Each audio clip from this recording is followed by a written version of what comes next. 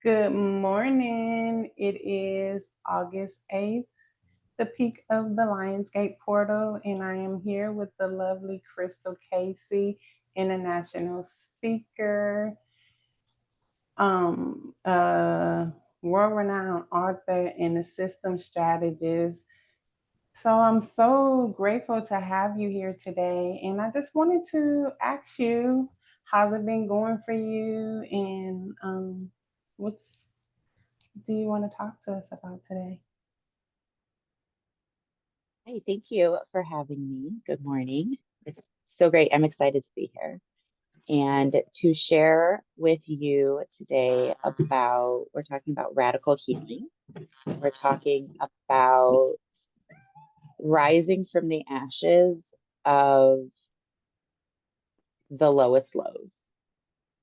I love that. And what is your book about?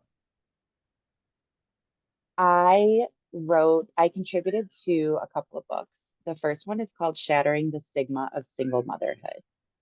And it is the story of how I became a single mom.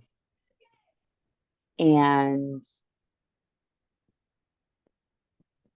that's what my chapter is about, is the story of how I became a single mom. The whole book is a collection of stories from incredible, strong single women and how they became single women.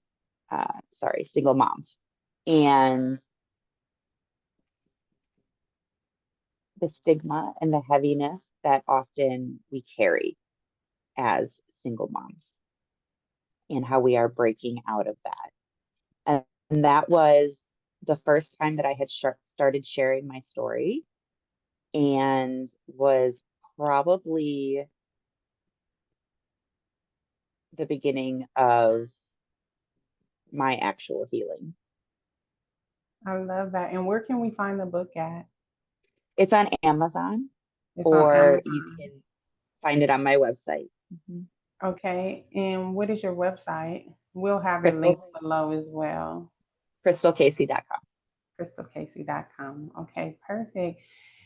Yeah, that is a beautiful story, and I think it's one that a lot of times we as women don't want to share. So to have a whole book, I think that is definitely it's kind of like that thing of knowing that you're not alone and finding power in other people's stories and the people who are brave and bold enough to step out and say, look at me, and share their story not only to heal themselves, but to heal the people who are in the space and place of wanting to be healed. And, they're looking for the start point, maybe, or, just to know that they're not alone and like, oh, if she did it, I can too. And that's so important because we are meant to live collectively. We are meant to live and to grow with other people. And yet we try to get through some of the darkest times and shoulder the heaviest things by ourselves. And when you are able to open up and hear another woman's story and be like, wait a minute, you're like you said, I'm not alone. There are other people who are actually going through this. I thought it was just me, and that's why I didn't want to talk about it. But it's not just me. And I've come to realize that that is truth for every facet of life. Yeah. And with that, it's in our everyday life, and the more we normalize that, life is beautiful, and the illusion of what perfect is supposed to mean opposed to what it means, and this is so deep. And I'm going to share a couple of quick stories. The first one is the meaning of perfect, meaning bringing something to completion, is not how we see perfect now, and just this morning, I had a little minor procedure done yesterday. And I really hate being out of sorts with my body in any capacity. So I was like, okay, this needs to hurry up and get better because and it's not even that big of a deal. As you see, we're here now. And then I just heard this beautiful angelic voice that say, be patient with my body and I'm worth the time that it takes to heal. Mm. And when I tell you, I got chills all over my body, and I was like, thank you for this moment and honor the process of healing. And it's like speedy, and people even, I'm wishing you a speedy recovery, which is a great thing to hear when you hear it, and because you do want to recover. But how about just safe, divine recovery, because we want, I mean, and we can ask for things in record speed, but the importance of taking time for yourself. And you spoke on that a little bit, and I just had that this morning, so I definitely wanted to share that. And can you tell me a moment when that became just maybe not in that way, but like, oh, I really need to take time for myself, and maybe some ways that you've started to do that for yourself? Yeah, I can definitely relate. What came to mind for me is that, like I said, when I started sharing my story, I was like, okay, this is the beginning of my healing. And I am one who has always thrown myself into work. Like, Mhm. I have been an admitted workaholic my whole life. And that's what I started to do is I would throw myself in. And I've actually had leaders tell me, heart centered, soul led leaders tell me, you have to handle this first before you're going to make your breakthrough over here. And I was like, you don't know what you're talking about. I'm going to be able to do both. Watch me. Like, I'm going to keep pushing through and keep pushing through and keep pushing through because I'm strong. I'm the strongest person you've ever met. Da, da, da, da, da. And it wasn't until uh, I don't even know if there was. Yes, I do. I got sick with COVID and it was long COVID of some sort. I don't even know, but I was sick from February until well into the summer. It Oh, wow. lasted a very long time. I could not get it to go away. I have 5 kids, so we kept passing it around. And no matter what I did, it took forever to come out of it. And in that time, all I could do was surrender. All I could do was rest. All I could do was sleep and take care of myself and do the bare minimum. And in doing that and starting to like reflect and, go internally, um, that's when everything started to shift for me. Yeah. You said some key points there that I truly live my life by. And it's part of that being heart centered. And a lot of times we run from our heart instead of connecting with our heart. And it's really the gateway to any and everything that we're searching and seeking for. I was speaking to a group and they were talking about just manifesting things. And I said, like, the one thing that I realized in just working with clients and different things is that a lot of times people will say, I have this feeling inside of me for more, but then they start searching outside of themselves for that to fulfill that feeling. And it's Mm, like, how often is that a trend that we feel this pull inside and we immediately tell ourselves the fulfillment for it is without? Can you speak to that in any capacity and how it may have showed up in your life and what was like the big aha moment in that, and how do you handle that now?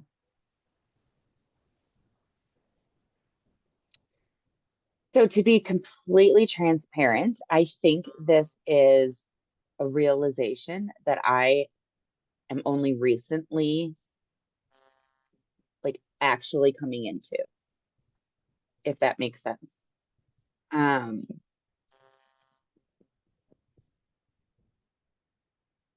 I don't,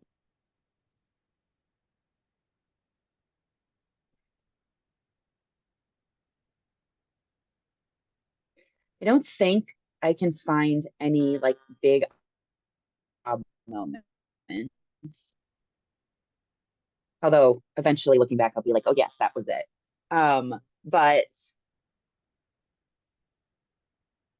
it's just been a one foot in front of the other, one day at a time, one moment at a time, and making sure that one of the things I heard a lot was to drop from my head into my heart because I'm very analytical and like logistical and in my head, hence systems. And I was like, but I do feel. And I had blocking a lot of my emotions off for so many reasons that we'd be here for hours. But I noticed that I was doing that. And in doing that, I was also like blocking my body off. And so, in following this step by step and starting to align my mind with my heart, with my body, which sounds so cliche, but things sound cliche because they're true. Um, that's when it started to like things are starting to open for me. Like I'm starting to feel the flow because I know that it's internally. And when I say taking a step by a step by a step, you know, you hear about successful people becoming a success overnight, but you don't hear about the, 14 years of hard work it took to hit that. Right. And that's where I feel like I'm at. I've been at the 14 years of hard work and I've been working and working and working. And now I'm finally just like, you know what, Krystal, sit back. You have it all. Like you said, like, and I have to attribute it to this book and part of this um, coaching Back it program up that I'm just a part of. little It's all bit. blurry, but you can't see. It's the Abundance Book by John Randolph Price, and it Okay. has a 40-day prosperity plan. And there's 10 affirmations that you meditate on, one each day for 10 days, and then you repeat the cycle for 40 days. And the affirmations are all about what you just said, is that it is all inside of you already. Everything that you need, all of the capacity, all of the ability, all of the abundance, all of the everything that you need is already inside of you and tapping into that. And so the more that I start to do that, and the more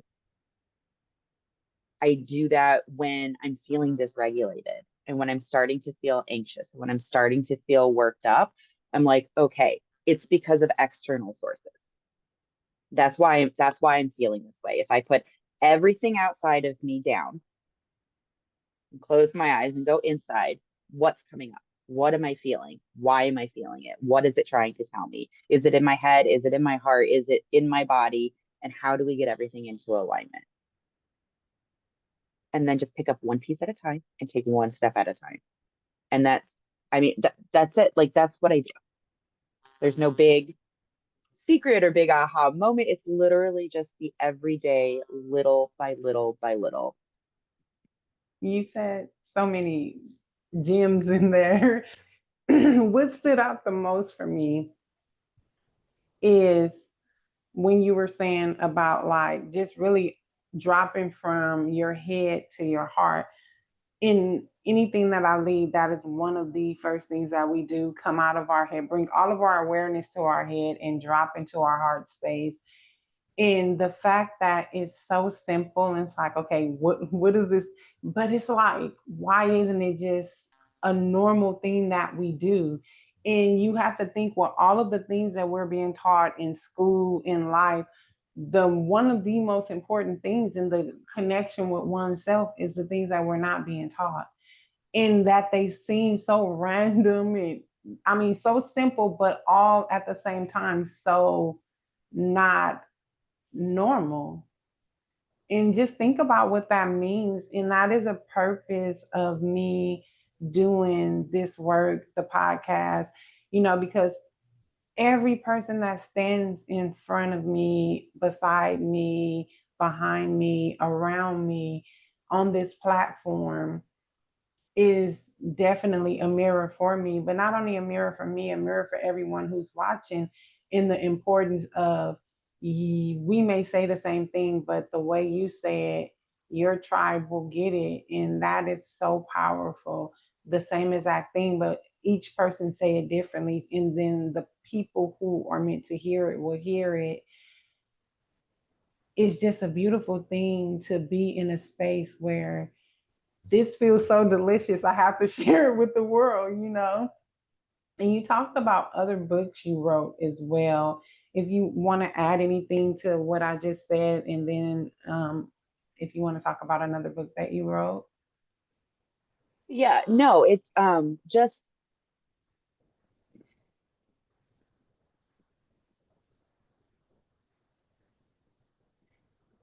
learning how to let go and to let God, whatever that looks like for you.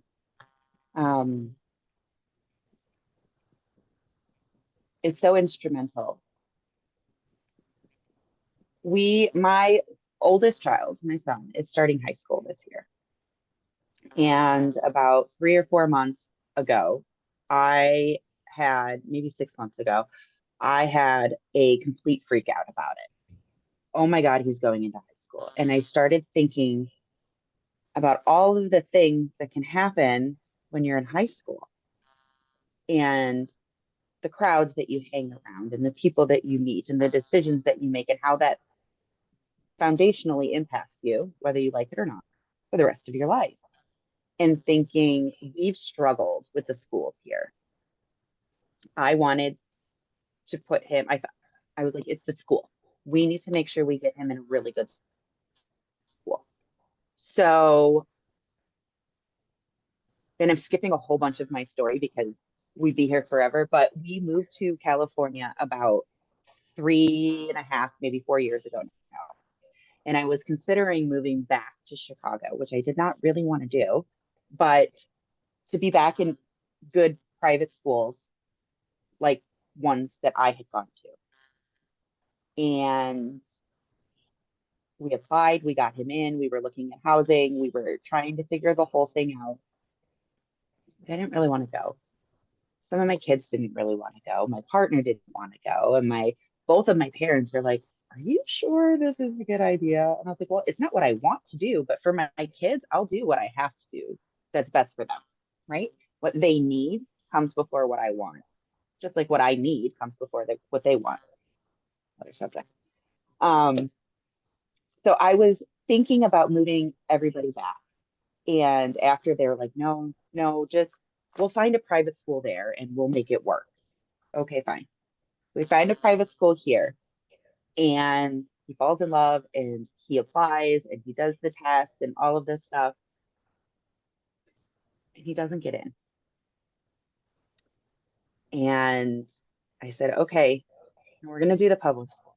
But this specific school, you can go to any school, but not this specific school. I don't want you going to this one. I've heard horrible things about it, so on and so forth. So we apply to another school. I get an email saying that he's accepted, so on and so forth. Fast forward to, I'm like, I haven't gotten the calendar, or like, I don't know when school starts. So I Mm. call to figure it all out, and they're like, yeah, his application was accepted for the specific school that you did not want him to go to. And I was angry. I was so mad. I was like, you've got to be kidding me. I was doing everything in my power to make sure that he did not get into that school. But that was the thing. I was doing everything in my power to make sure something went the way that I thought it was supposed to go. Fast forward to yesterday, we had his orientation. And as we're walking from the car into the gym, he goes, Mom, isn't it funny that I ended up here at this school, the one that you didn't want me to go to? And I said, yes, but it's where you're meant to be because what's meant for you cannot miss you. And what's not meant for you, you're not going to be able to grab no matter how hard you chase. This is where we're meant to be. God's plan is greater than mine. The universe is bigger than what I know. This is it. And during the parent orientation, I was blown away by the things that I saw. And I am absolutely certain that this is exactly where he's supposed to be. And so I feel like that is just like that's what I'm talking about. When I'm talking, there's nothing big. It's just the little things every day that you start doing and you fall into alignment and you listen and you open up. Because I could have kept fighting and fighting and fighting. It wasn't feeling good in my body, even though in my head was telling me to do this. My heart was telling me to do this. My body is like, wait a minute, nothing feels right. And so when you put all of that aside and you just go inside and you're like, okay, let go, let God, and follow your intuition, what you hear, however it manifests for you, and have faith. Um, that's when magic happens. Yeah, that is the way discernment looks in action. It's like everything is telling me no in my senses, but in your heart you just had to surrender to, and then it's also remove you from it, because it wasn't like Mm-hmm. he didn't want to go there, you didn't want him to go there, and whether he did or not, it was like whatever you were feeling was even overriding that from the sounds of it. In the moment you surrendered and followed the discernment of the peace that you were feeling was possible by surrendering. And that is really a powerful, beautiful story. And thank you so much for sharing, because I mean, so much happened there. And then when you get there, it's like, oh, wow. And then that goes to, you know, I'm all about, because let me tell you, when my daughter was going to middle school, my husband and I made it our job, our second job, really our first job was like touring schools, like literally for months we toured schools. We were online researching. I mean, we did all of these things, right? And oh my gosh, it was like the school that I wanted her to go to, she didn't wind up going to. She went to the school that she wanted to go to, which was fine. I think the other one of the other two would have been better, but so much happened for her there. But the whole point of that is like, if I would have listened to my intuition, she wouldn't have went to the school that she wanted to go to, but she wanted to go to two different ones, but I rather her go actually to the one that she went to, and she didn't get in the other one either. So I'm so like connected to this story, because I know how it feels, and just the beautifulness of you surrendering, because I didn't. I just kept pushing and kept going, and then she got in where she wanted to go and I wanted her to go, which was great. And it wasn't a horrible experience for her. I'm just thinking back to like where she is now, 23. Well, oh, she's 24 now. And just all of the, you know, how you hear these stories and like, oh my gosh, that's a whole nother podcast right there. But if you get where I'm going, it's like just to surrender to that. I can't wait to hear how it turns out for him. And I know it's going to be great. Yeah. And not gonna lie, I'm still, a little nervous, but what helped me make the shift from pushing to go back to Chicago to stay here was the realization that I was acting out of fear rather than Mm-hmm. walking in faith. And when Yeah. I decided, you know what, I'm going to have, instead of fearing that he's going to succumb to all of these bad things that I have in my head, I'm going to have faith that I've raised him right, that Yeah. he knows he's supported, that he has the tools and the resources that he needs, that he has his own discernment and his own connection and relationship with God that is going to lead him. And that is how I was able to release the need to do it my way and be like, okay, Mm, no matter what happens, it's going to be okay because I have faith. And yeah. I keep I love saying that. God, but sometimes I say universe, sometimes I say higher power. I mean, it's whatever it looks like to you.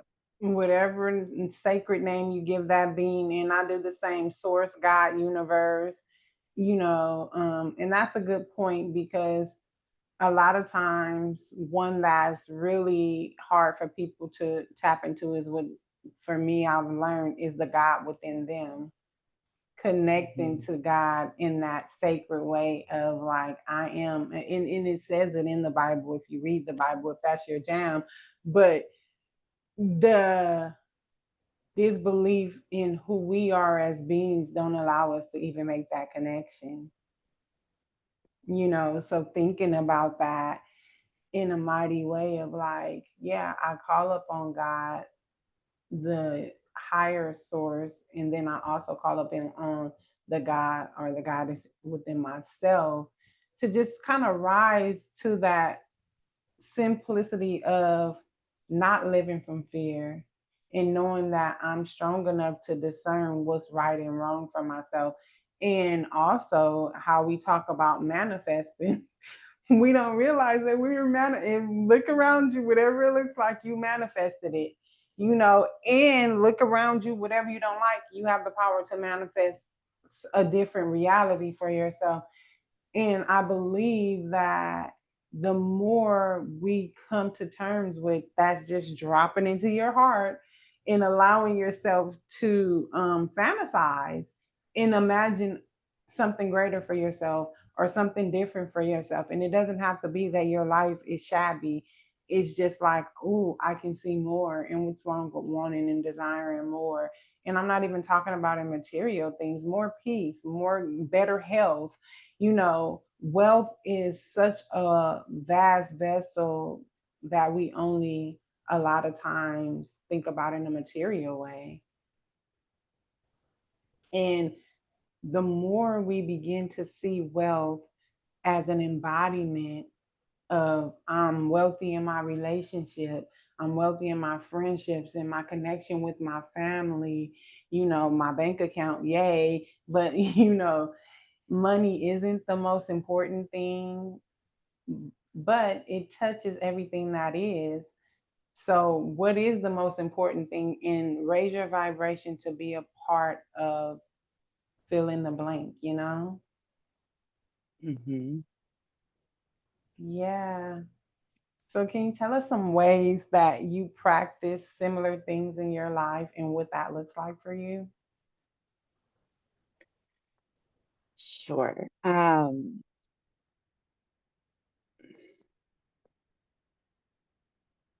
Music, movement, and meditation. Those are my three secret weapons. And when you put all of them together, I recently began,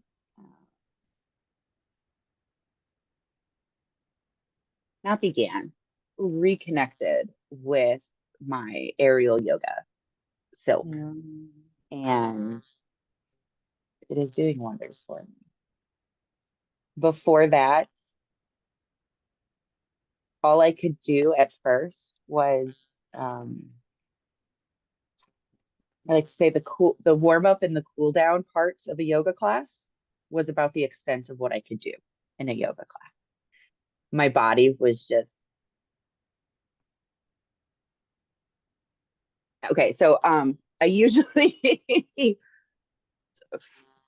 usually talk about this in the beginning, but today we're talking about the healing and not the story.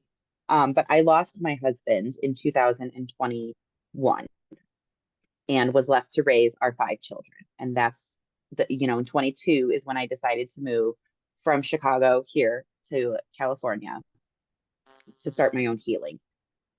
Fresh canvas, fresh slate, sun, beach, In the all of middle of COVID. all of the go things. No, well, I guess it was still COVID, but I had a baby in the middle of COVID, like middle. She's a 2020 baby.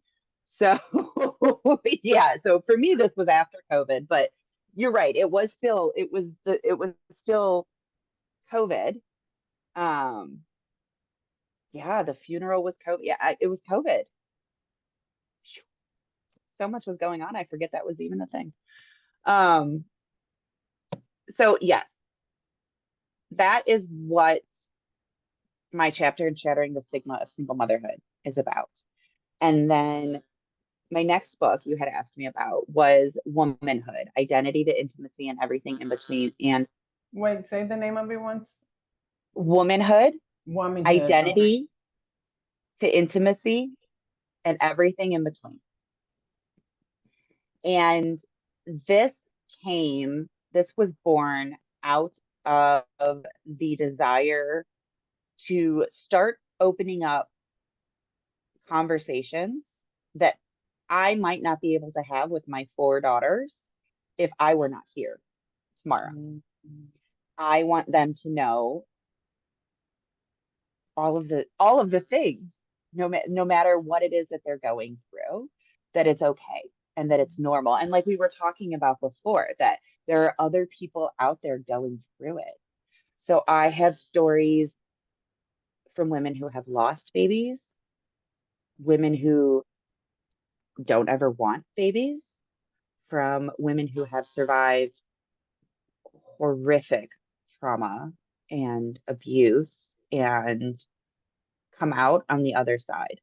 And all of these different stories.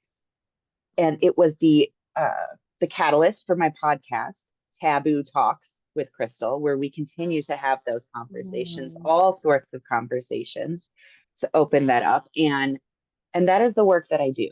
I help to empower other women, other moms to reclaim their voice and to reconnect their mind, body, and heart all together, and to use that to raise themselves to another level, specifically in business, but all across the board.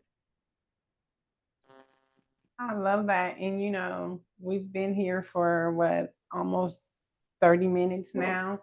And as you talked about this last part, your whole face and body lit up. And it's just so beautiful because that's a way of knowing that it's like you're living in a purpose season of your life. When you speak of something and your whole body lights up, it's like you're talking about it with your whole being, and Yes. you become that vessel that you're leading. And it was just so beautiful to watch you in that moment as you spoke Mhm. of it. I could see not only the passion from it, the light get brighter within your soul as you speak, like, this is my work. And that's so It is. beautiful. And I see it in action in my kids, and that is my greatest reward, to see the fire in my daughter when she's like, "Can you believe this person said that?" Well, I said this, because she stands up for herself and she stands up for the people that she sees don't stand up for themselves. And my son is over on social media trying to make people's day and bring community and just be that light. And that it just absolutely lights me up. And it stemmed from starting to share my story. And that has not only encouraged my healing, but it has also, like you said, it's just lit something up in me. And I'm so excited every day to wake up and to live my life. Yeah, I love that. And a part of that is like the gift of helping others heal also heal us, right? I know sometimes I do something and I feel like I think I got more out of that than they did.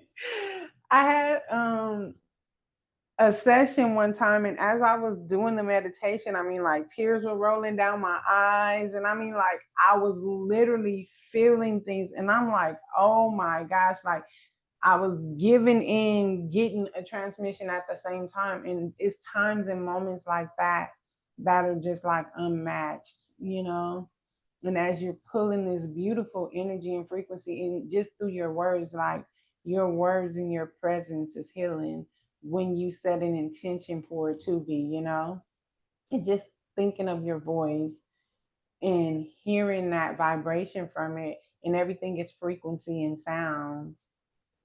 and you get to show up in the world this way, even like you were saying with your podcast. Think of how many people tune in and really shift from one single podcast show.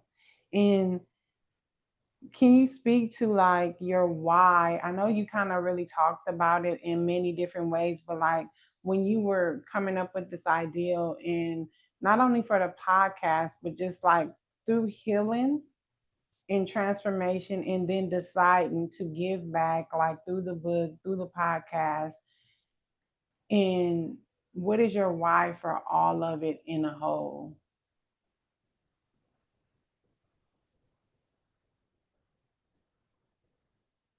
Yes.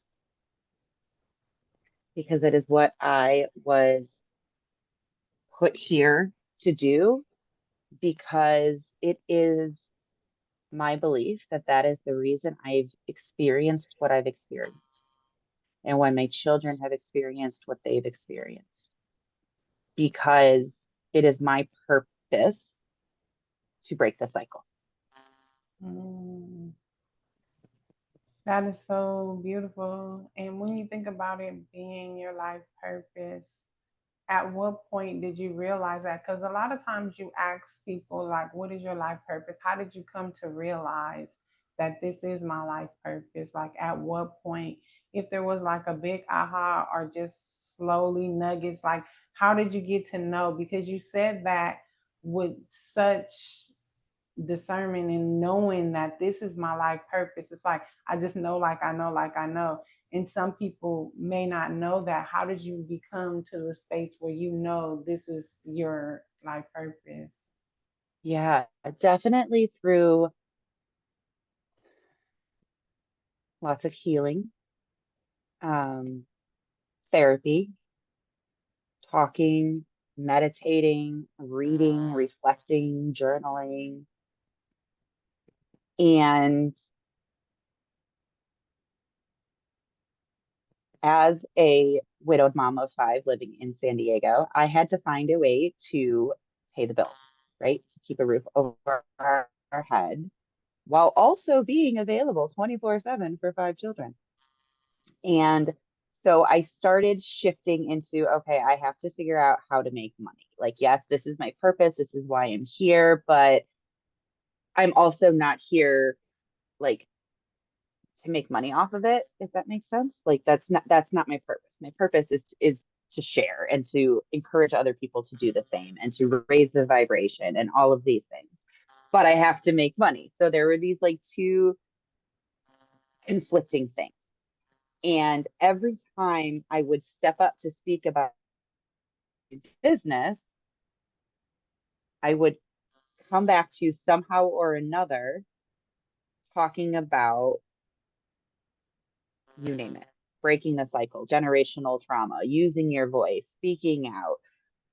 It always comes back to this. And so eventually I realized, I'm trying to run away from it. I'm trying to all or nothing it, right? It's either it's Yeah. got all of my attention or it needs none of my attention. And so I decided to fuse the two things together. And that's what I do is I share my story to encourage other women to share theirs and to show that there is a way to get to the other side. And again and again and again, you're not alone. You're not alone. You're not alone. You're not alone. Yeah. And that's a big thing in the spiritual community, of feeling like there's the reciprocity part of it that we don't think of, like, to give and receive. So that's a big thing, a whole nother topic, but it is a big Mm-hmm. thing that come up. And if anyone is on the journey of allowing their spiritual gifts to shine through and stepping into their purpose, and they're having this tug of war within, is there any tips or tricks that you can give them as you're coming out of it, and what even got you on the path of coming out of that? Um, yeah. I mean, It's going to sound repetitive, but drop into your heart from your head into your heart and listen to your body. Like what like physically feels good. Are you leaning into it or are you like repulsed and like pulling back from it? Do you feel tense or do you feel relaxed and at peace? And uh, another thing would be me, Oh, a wait a big, minute, I lost you there. And there you go. oh no, Another thing would be, realizing that in the therapy and the healing work that I was doing, I came to the realization that I didn't go through this for nothing. There is a reason that I went through it and that my daughter went through it. And the reason is so that we can break the cycle. We have the experience. I have the experience from every angle now so that we can break the cycle. That was the point, right? So there's that over there. Sinking into that, listening to that, but then also knowing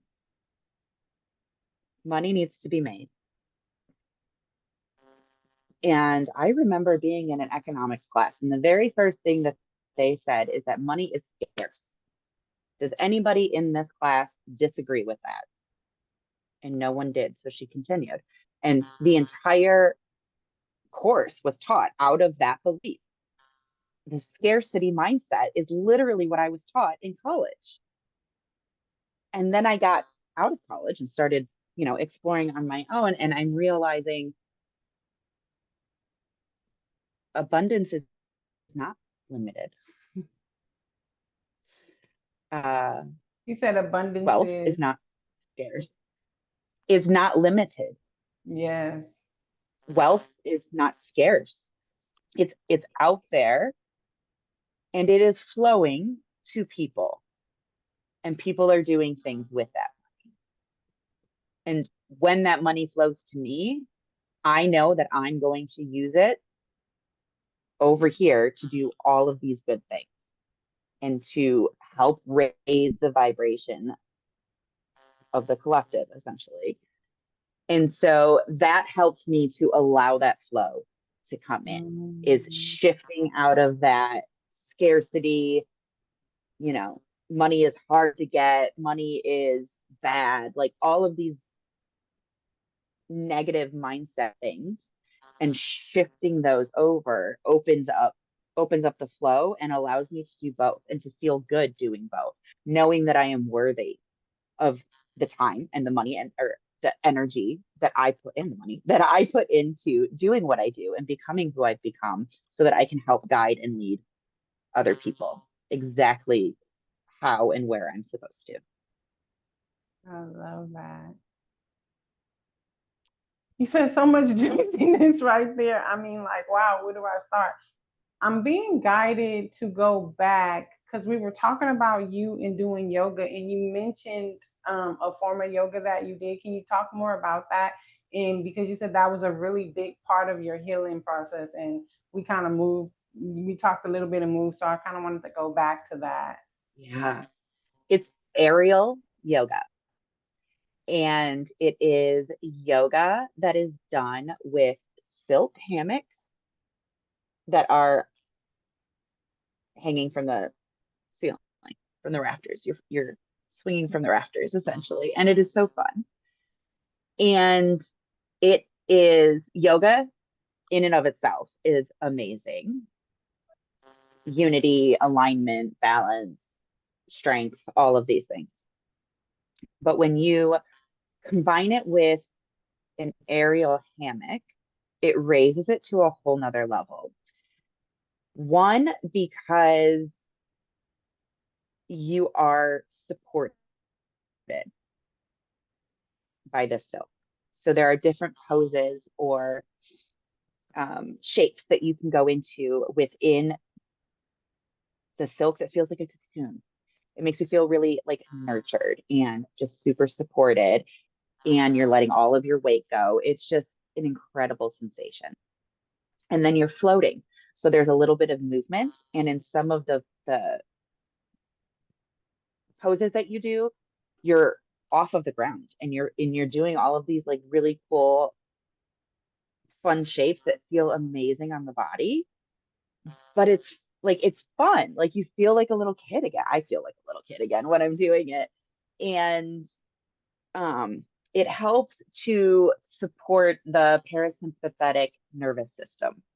So the movements and the compression of the fabric in the different points of the body are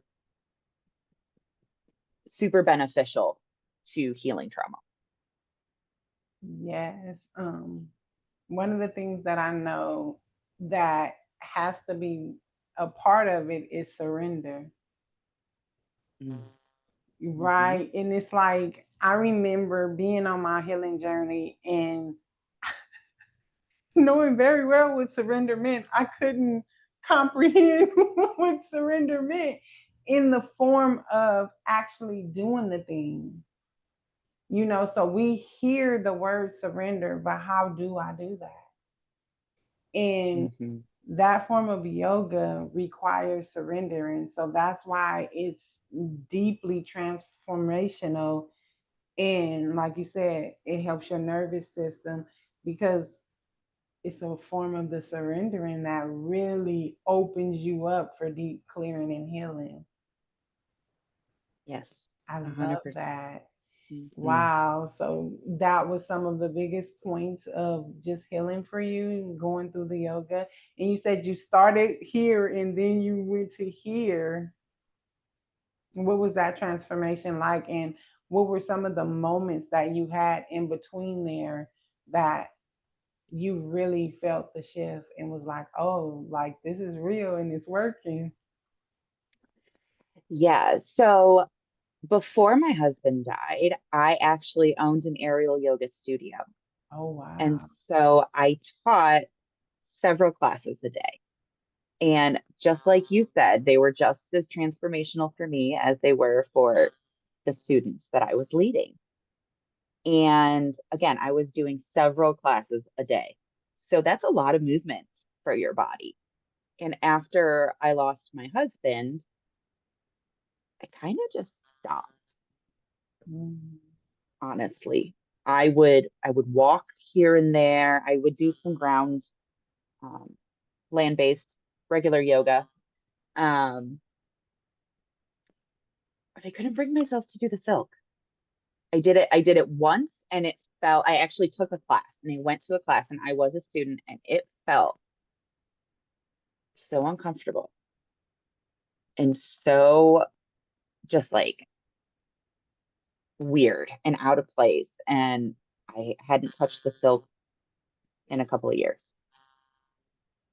And I'm still on my healing journey, forever on my journey, continuing to grow. And so I'm at the point where, okay, I've got the head, I've dropped into the heart, I'm starting to surrender to doing the inner work, all of these things, but I'm totally neglecting my body, the way that I eat, my sleep, my physical activity, you name it, it's being neglected. And so that's where I had to start, you know, working, working on it. And I know in my head how good aerial yoga is for you. And I know in my heart how much I love it, but getting my body to do it was a different story. Well, I finally pulled out the rig and hung up the silk. And every single time that I get in it, it is like home. It just feels Mm. so good. And my body, I can literally feel it starting to like break up and release the emotion and the trauma and the stress and the fight or flight that I have been living in literally for years is like dissolving. Mhm. and it's amazing. I love that. Wow. I could just imagine being there and being a part of that because it is a very powerful yoga practice. So, you said a lot there, and I'm just kind of taking it all in on your process. And I mean, what I've come to realize, and I don't know if you feel the same way, but healing is a lifelong journey, Mhm. and we're always evolving and growing and shifting, or we should be at least, right? But are there any tips, tricks, or anything that you want to tell to someone? Because you speak in about like the radical healing from losing your husband, and I'm not sure if that was like if he you expected it or didn't expect it to happen. But either way, Mhm. can you speak to that and like how do you overcome it? Because sometimes people think if you're expecting someone to transition, the space is easier to move from because oh I knew it was coming. And then some people think, there's a lot of stigma around how a person transition and how you feel like the healing process works for that. So just your own personal experience, if it was something that you knew or didn't know that was going to happen, and do you feel that it was a difference in the healing process, in the ongoing healing of it? 100%. It was completely unexpected. It happened after I uncovered a really traumatic secret that he had been keeping from us. And within a matter of 6 weeks from me finding out, he he was gone. And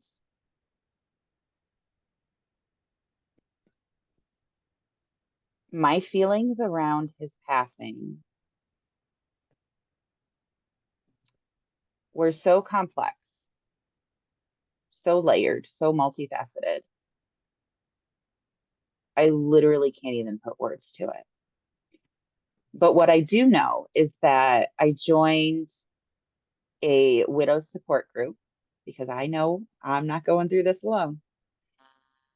And I started listening to these other women speak about their husbands and the grief that they were holding and how they're processing it.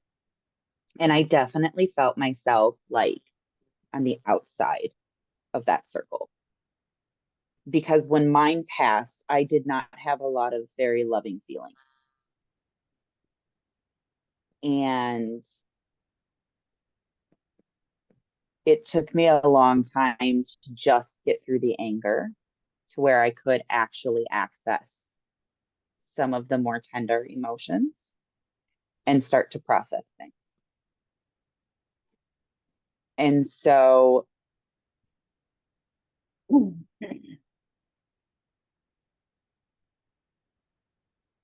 and also what's coming to mind is just not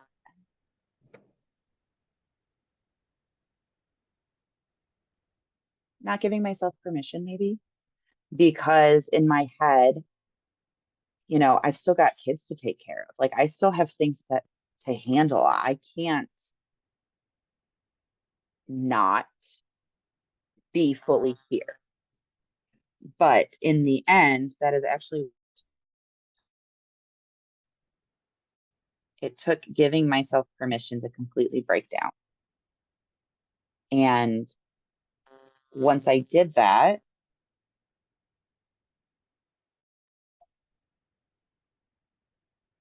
I was able to grieving and healing in the way that I needed to get to the point to where I could start to release and surrender and walk in faith again. And that's really important because there's so many different ways that grief look, right? It's not a one size fit all.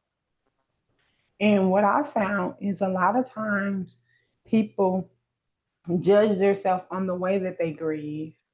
And then that's a Mm. whole nother grieving process that is a part of that, right? So just being in, thank you so much for sharing that, because I know that you're not alone in that story, and someone needs to say, oh, look, she's rebuilt herself. So it's possible. It really Yeah. is possible. And I think the importance of knowing that it's possible, you are able to put yourself in that space and say, I'm possible. Yeah, 100%. thank you for that. So we're nearing the end.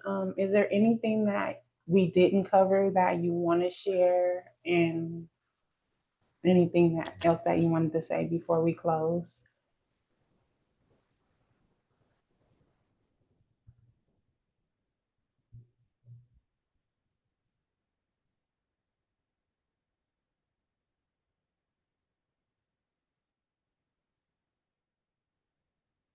I just want to say, when it comes to healing, um,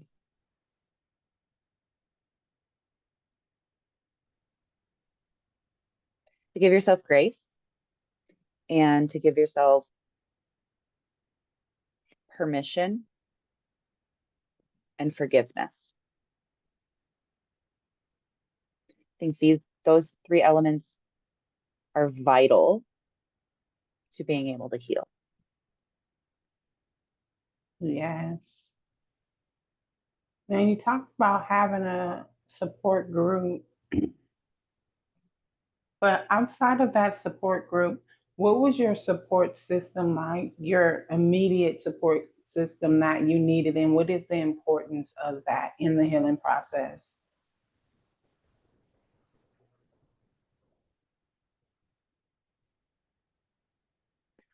My support system was everything to me. I had my family, my mom, my sister, my best friends. I had the community. I had built a beautiful community within the yoga studio, and Mhm. it was a small town, and they really stepped up um, in so many ways to help us. Um,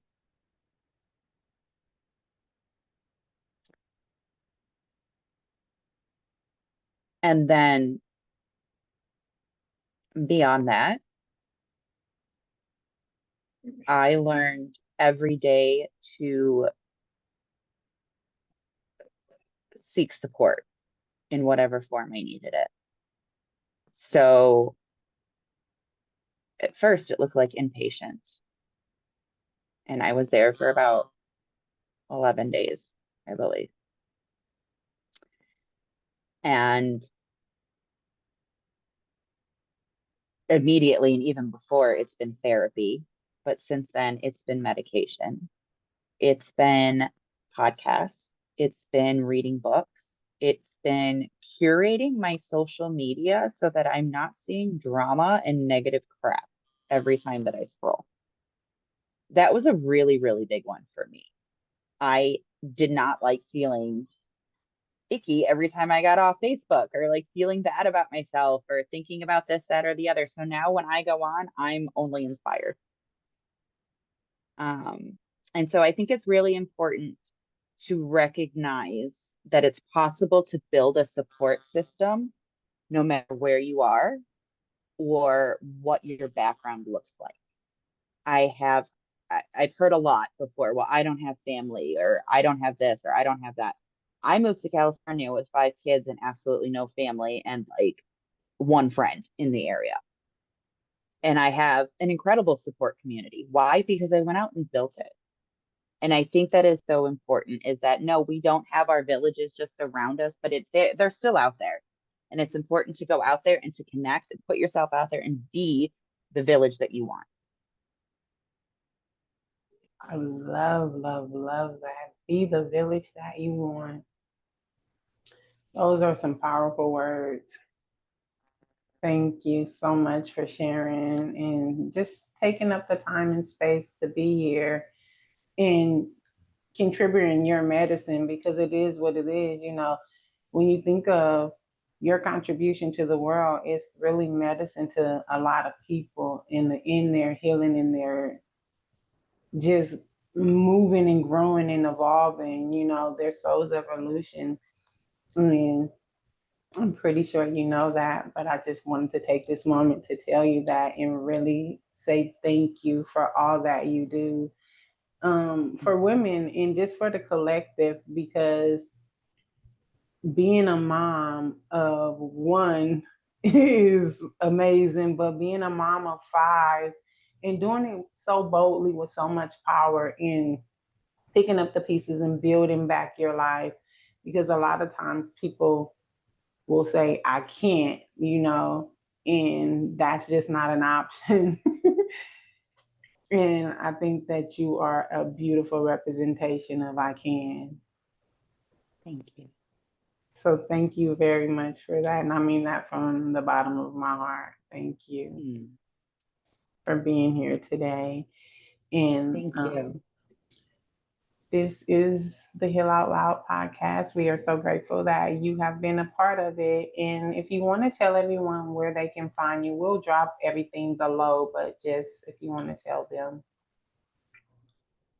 Yeah, they can find me at krystalcasey.com/links is the best place to see upcoming events, to join an upcoming masterclass, or to find my socials. Thank you so much, Krystal.